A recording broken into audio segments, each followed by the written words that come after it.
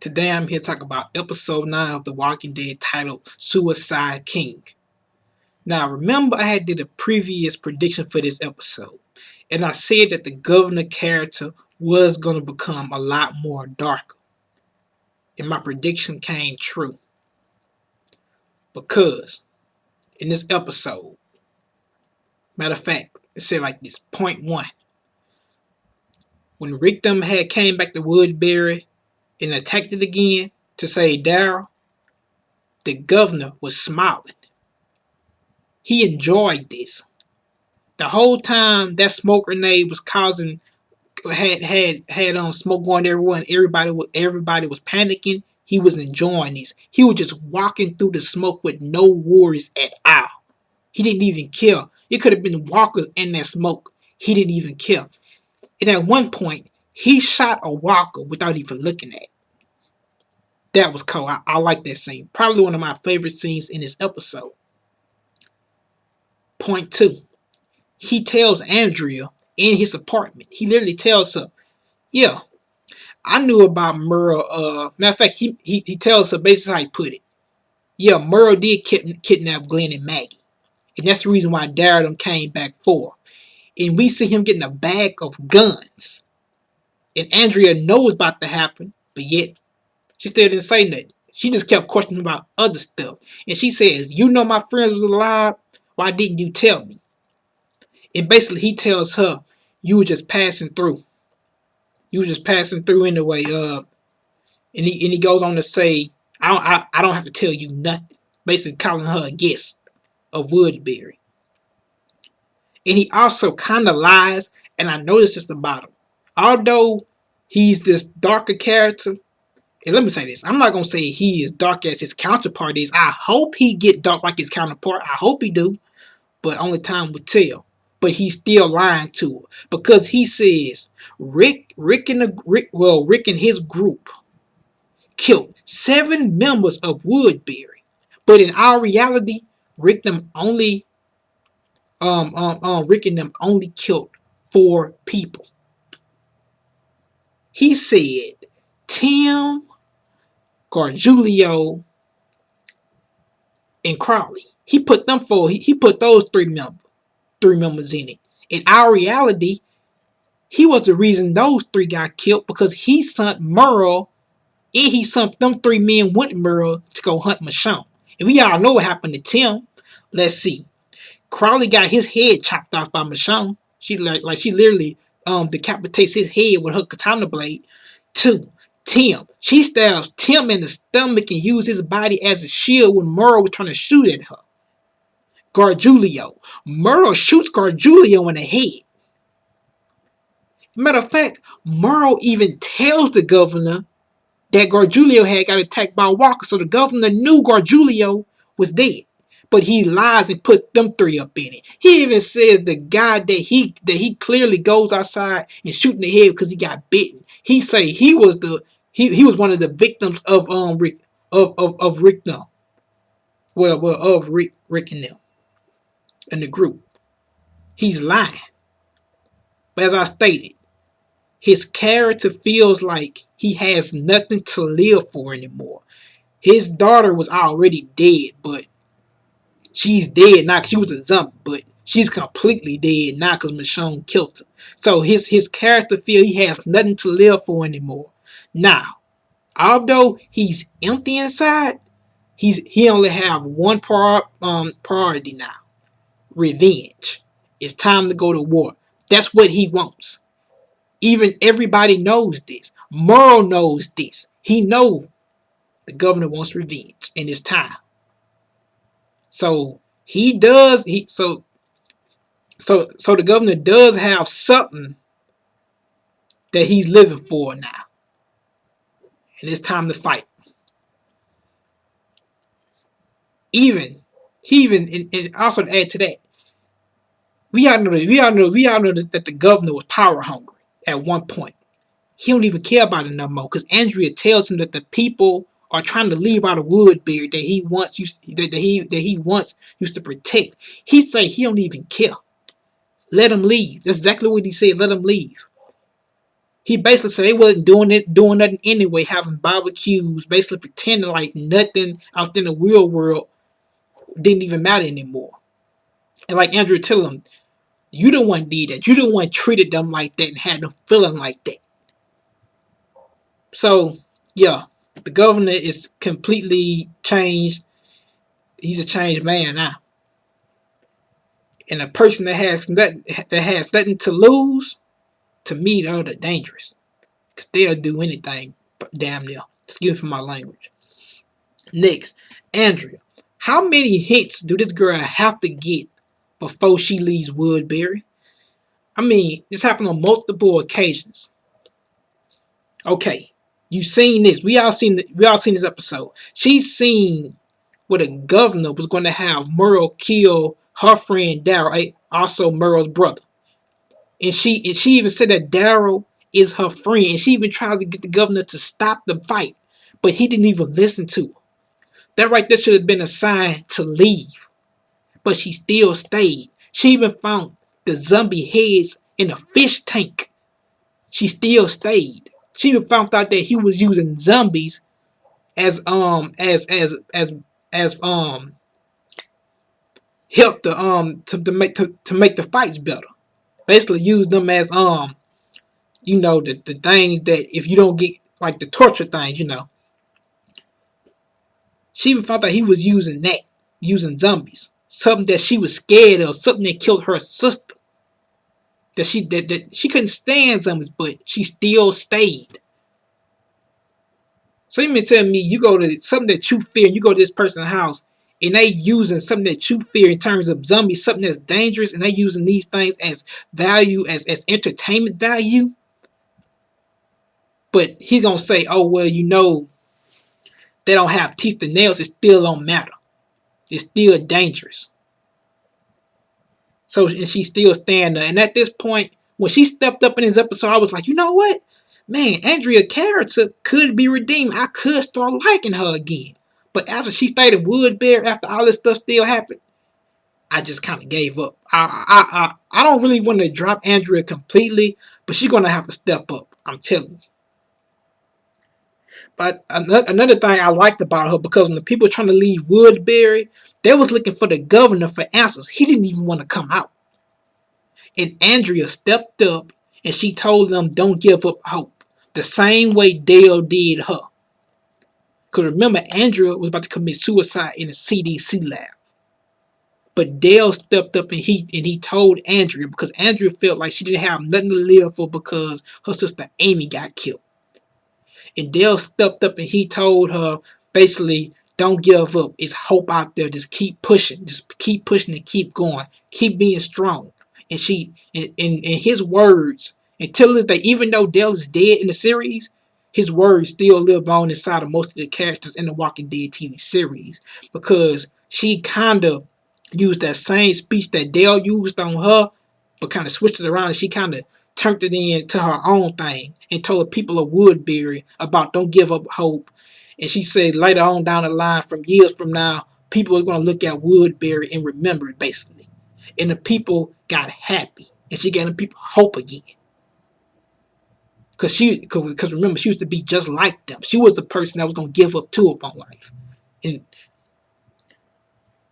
also, another thing where I can tell you how the governor changed, because when that guy got bitten by those two zombies that had got into Woodbury, basically some foreshadowing in the beginning of the episode, this guy was suffering.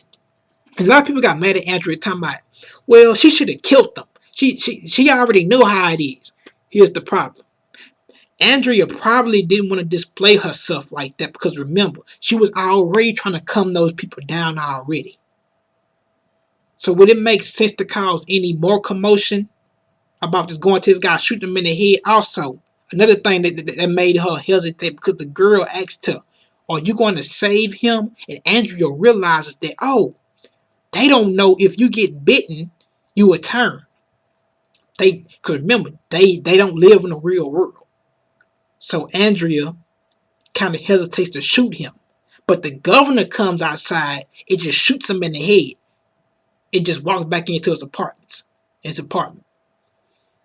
And the people just look at him. So yeah, pretty much confirmed that he's a lot more darker. Now let's talk about the episode. I'm just gonna skim through this. We see Merle, we see Daryl fighting. We see how Merle has this plan, basically telling Daryl, "Look, I got a way we can get out of here. Just follow my lead," basically. And we see how they bring the zombies in there, and those zombies have teeth. And a lot of people didn't mention this either, but the girl Haley. Now Haley was in 3 episodes of The Walking Dead. Now remember Haley? Haley was the girl who was guarding the walls with Andrea. Haley was the girl who couldn't shoot a bow and arrow. Well, it's revealed that Maggie actually shot her. Now, I don't know if Maggie did this intentionally, try to shoot her, because we did know that Maggie did shoot a zombie through the head. But Maggie shot her, and we can see how Andrew was over Haley's body. And you can see how Maggie how Andrea was showing some remorse towards her death, because remember, Andrea did know Haley. Haley did give her a little backstory about her. She did tell her that, yeah, I used to go to school, but I want to learn how to shoot bows and all that type of stuff. So Andrea did know Haley. Next, we see them escaping. Rick tells Merle that you're not coming with us. He's not coming with us, and Merle said we don't have time for this. And then after Merle opens up a part of the gate, 2 walkers get in. So I'm assuming the time they attacked Woodbury had to be early in the morning, because the time they got to the woods, it was daytime. It was really daytime. Now, if you can see how Merle still ain't showing no remorse. Well, he don't even care about him getting rescued by Rick them. He ain't showing no gratitude towards that, because he even calls them a pussy. He calls them liars. He calls them cowards, and he calls them thugs. And this is the thing with Merle. Merle is racist. He's a scumbag. He's all above. And he even refers to Rick as the old sheriff. As I stated before, it's been 10 months since he's seen Rick. He don't know how much Rick has been through. Let's see, Rick had to kill his best friend, Shane. Rick lost multiple people in the group. Who else? Rick lost his wife. If it was not for Daryl being around, Rick probably would have put a gun to Merle's head. Glenn probably would have shot Merle after everything Glenn has been through with this guy.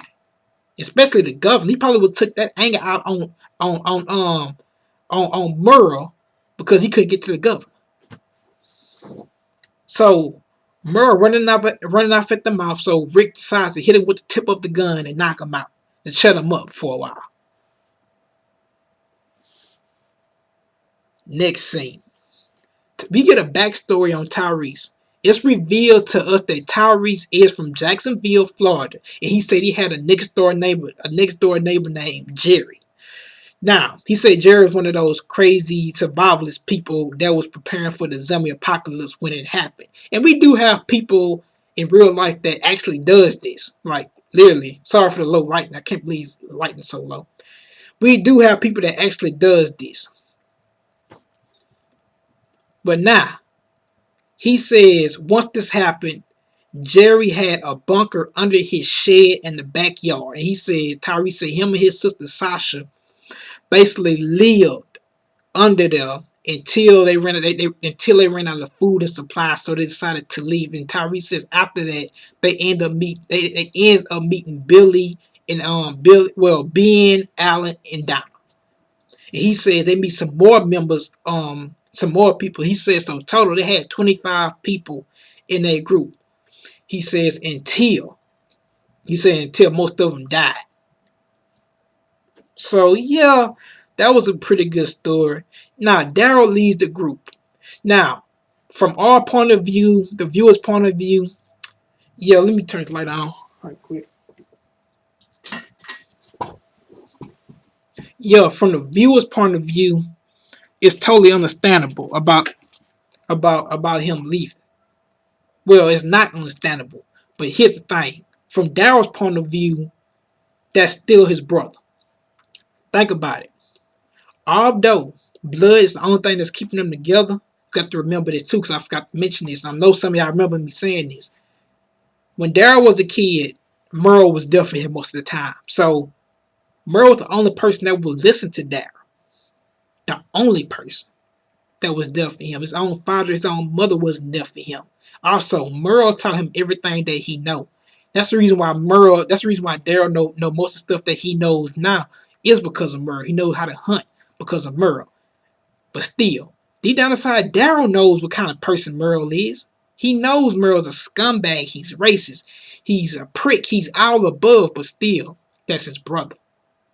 And even Rick tells Daryl, yes, I consider you as my family. Even Glenn says it. But Rick does understand his decision.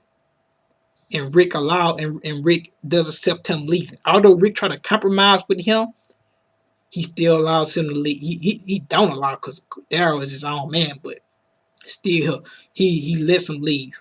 And me, I felt like we should have been more on their storyline. I want to see more about their storyline instead of this episode. But still, good episode. So yeah. And Daryl decides to leave because he tells Rick, I left him behind before and I'm not doing it again.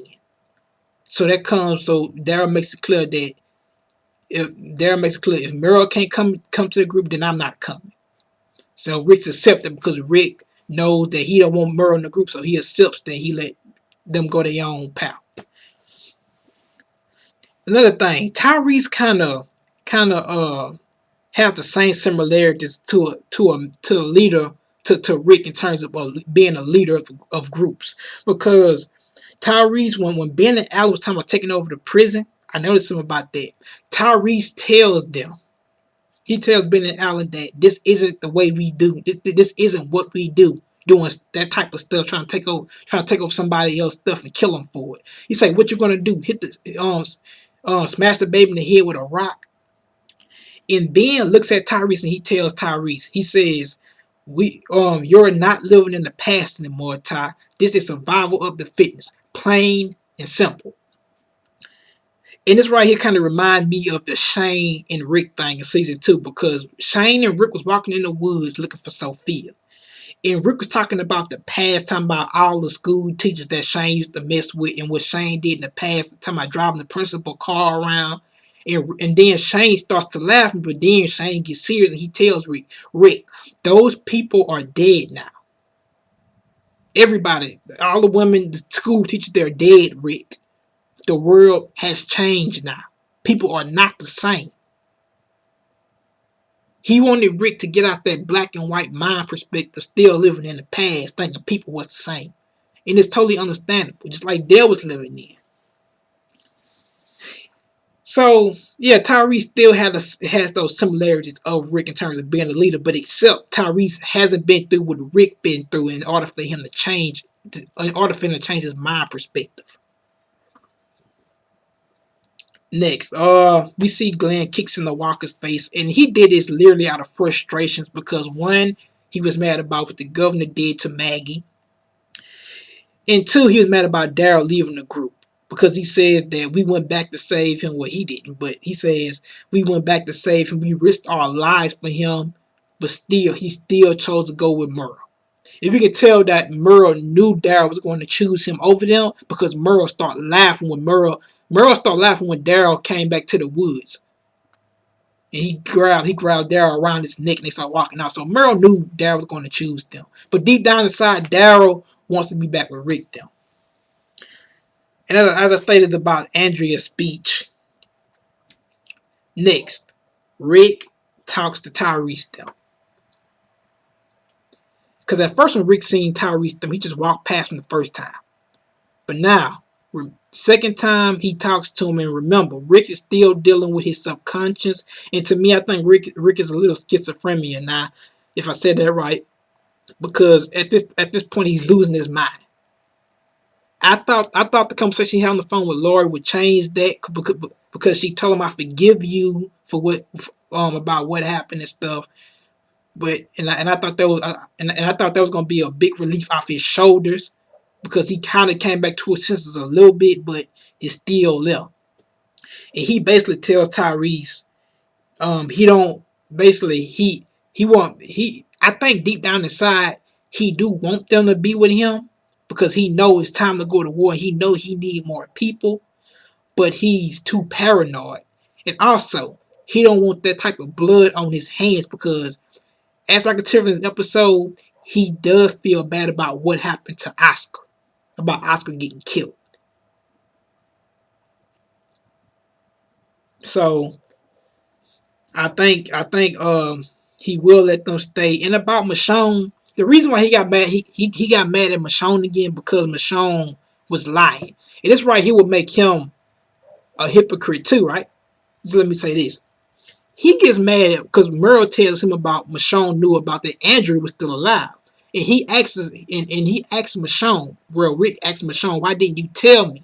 Well, no, well he looks at Michonne and he says, you knew Andrea was still alive? And Michonne wasn't really saying nothing. And it's revealed that it was true. And he got kind of mad about it. But here's the thing. You didn't trust her either. When she came to the prison, you hesitated to let her in. And once you saved her, you told her she had to leave because you didn't trust her. So why would she trust you and tell you anything? Don't make no sense to me. I love Rick. Rick is my favorite character of The Walking Dead. Point blank, period. But sometimes I don't get him. I really don't get him. So after that, after what I just said, we seen them talking, and he basically tells Tyreese, "I don't want that blood in your hand," because Tyreese basically tells him that, yeah, we willing to help you with anything, even help you against other groups, meaning other people in general. And Rick just tells him, "I don't want that type of responsibility."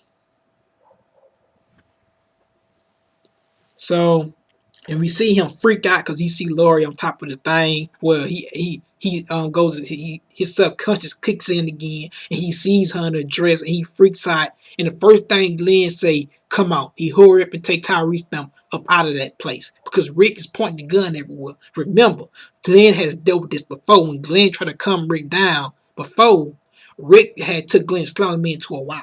So Glenn knows about this stuff. So overall, nice episode. Really enjoyed it. I know Daryl's coming back to the prison for a fact. Him and Merle. So I hope you guys enjoyed this review. Wasn't really much I can do with this. So remember to subscribe, rate, and comment, and peace.